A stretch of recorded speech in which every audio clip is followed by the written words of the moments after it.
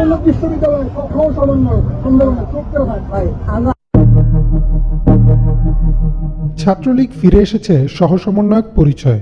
সম্প্রতি সামাজিক যোগাযোগ মাধ্যমে ছড়িয়ে পড়া এক ভিডিওতে দেখা যায় বাসের হেলপারকে মারধর করছেন এক যুবক। মারমুখী সে যুবক নিজেকে পরিচয় দেন জগন্নাথ বিশ্ববিদ্যালয়ের সহসমন্বয়ক হিসেবে। ভিডিওটি ছড়িয়ে পড়ার পর থেকেই কটূক্তির শিকার হচ্ছেন বৈষম্য বিরোধী ছাত্র আন্দোলনের সমন্বয়ক ও সাধারণ শিক্ষার্থীরা।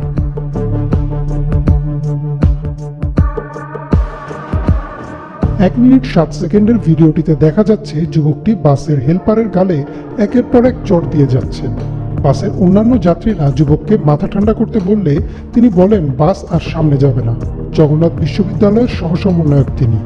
বাসের ড্রাইভারের কাছে লাইসেন্স দেখতে চাওয়ার পর বাসের হেলপার তার পরিচয় জানতে চাইলেই মারমুখী হয়ে ওঠেন সেই যুবক। এক পর্যায়ে মানিব্যাগ থেকে একটি পরিচয়পত্রও বের করে দেখান। পরে মোবাইল বের করে কাউকে ফোন করতেও দেখা যায় তাকে।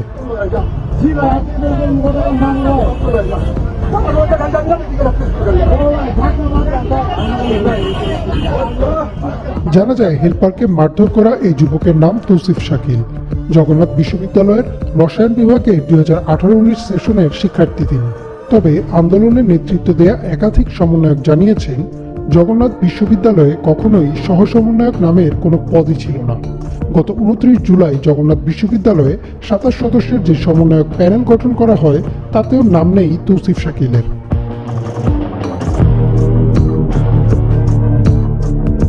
অভিযোগ উঠেছে শাকিল জগন্নাথ বিশ্ববিদ্যালয়ের শাখা ছাত্রলীগের সাথে সরাসরি যুক্ত ছিলেন। সর্বশেষ ছাত্রলীগ পরিচয় ব্যবহার করে বিশ্ববিদ্যালয়ের উত্তরণ বাস কমিটির সহসভাপতির পদ দখল করে নেন।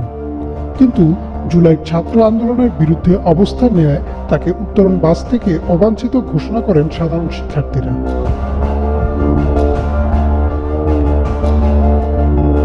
জগন্নাথ বিশ্ববিদ্যালয়ের শিক্ষার্থী ও বৈষম্য বিরোধী ছাত্র আন্দোলনের কেন্দ্রীয় অর্গানাইজিং উইং এর সদস্য শাহিন আলম সান গণমাধ্যমকে জানান, বাসের হেলপারকে মারধর করা শাকিল নামের এই ছেলেকে তিনি চেনেন না। এই ঘটনায় জগন্নাথ বিশ্ববিদ্যালয় ও সাধারণ শিক্ষার্থীদের সুনাম ক্ষুণ্ণ হয়েছে। তিনি আরও জানান, এই ছেলের বিরুদ্ধে অভিযোগ এসেছে যে তিনি নাকি ছাত্রলীগের কর্মী ছিলেন।